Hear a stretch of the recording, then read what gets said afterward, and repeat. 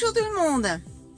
Aujourd'hui, nous allons voir l'avancée des semis de poivrons que j'avais fait il y a 15 jours. Et puis ensuite, je vais vous parler de pommes de terre car j'ai acheté un sac de pommes de terre à planter, enfin du moins à faire germer. Donc je vais vous montrer comment je procède. Et puis ensuite, je vais planter des échalotes. Allez, beau programme, on y va. Donc pour commencer, nous sommes au salon et voici les poivrons qui ont bien levé. J'en ai encore deux qui pointent le bout de leur nez. J'en ai un ici également. Donc pour l'instant, je vais les laisser comme ça. Vous voyez, ils reçoivent du soleil, de la chaleur grâce à la mini-serre. Là, je l'ai enlevé pour vous montrer. Mais normalement, ça reste constamment fermé. Et donc, dans quelques jours, je vais les repiquer en godin individuel.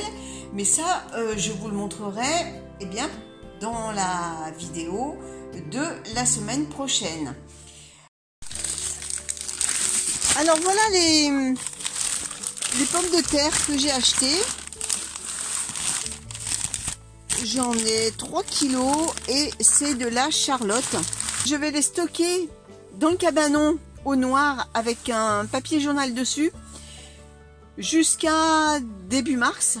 Et à ce moment-là, début mars, je vais les sortir et les mettre à la lumière pour qu'elles puissent germer, pour ensuite les planter en pleine terre. Je vais planter les échalotes. Ce sont des bulbes, donc ça résiste très bien au froid. Allez, je vais d'abord m'occuper des pommes de terre et c'est parti. Alors je vais utiliser ces caisses. Vous pouvez très bien prendre des cagettes, ça marche aussi bien. Mais moi j'en ai pas, donc je fais avec ce que j'ai. Je vais mettre du papier journal au fond.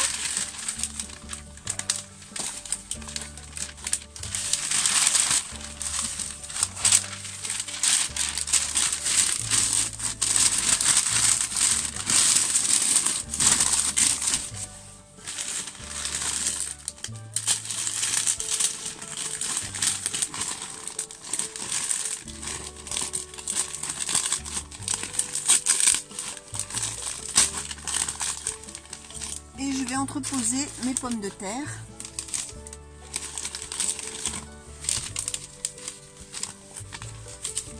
Sur une seule couche.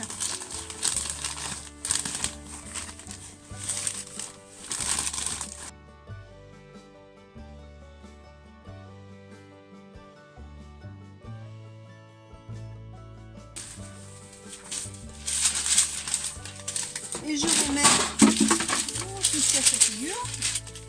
Et je remets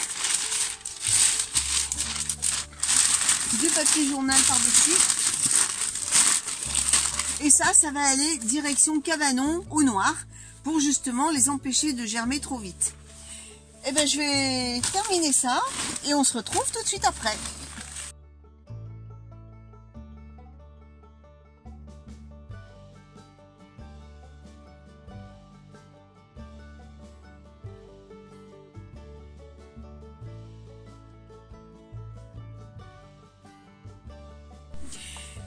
Voilà mes 2 caisses de pommes de terre qui vont séjourner jusqu'à début mars. À ce moment-là, début mars, je les remettrai à la maison, à la lumière, pour les faire germer et par la suite, les planter. Mais ça, je vous en reparlerai dans une prochaine vidéo. Pendant que j'y suis, je vais vous montrer, vous savez, les clayettes que mon mari m'avait fait pour faire sécher mes fleurs, mes herbes. J'ai aussi des caisses qui viennent s'ajouter donc aux clayettes. Et cette année, j'ai envie de me faire mes propres infusions de plantes. Alors il y aura bien sûr du romarin, du thym, les herbes que vous connaissez. Mais j'ai envie d'expérimenter aussi la fleur. Donc utiliser les fleurs séchées pour faire mes infusions. Alors bien sûr, avant je vais me documenter pour pas me prendre n'importe quoi. Mais voilà, l'idée c'est de ne plus acheter d'infusion et de les faire moi-même, de me concocter un mélange de plantes pour faire mes infusions maison. C'est sous ce tunnel que je vais planter mes échalotes. J'ai déjà un voile un voile anti-insectes qui est posé dessus. Et cette année, je vais les cultiver justement sous ce voile pour ne pas avoir le désagrément de la mineuse et de la mouche de l'oignon qui m'ont décimé il y a 2 ans, toute ma culture d'échalotes. Eh bien allez, je vais nettoyer un peu et je vais planter tout ça.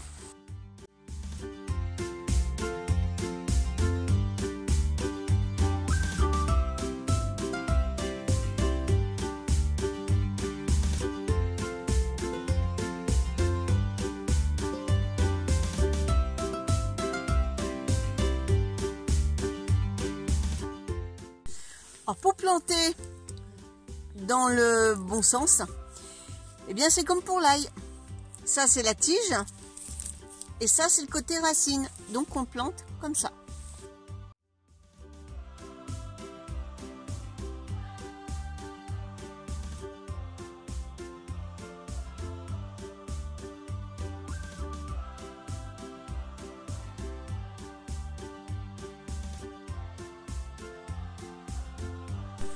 Alors, ça c'est une structure, je l'appelle la structure permanente, puisque j'ai tendu un grillage au-dessus des arceaux et ça reste constamment en place.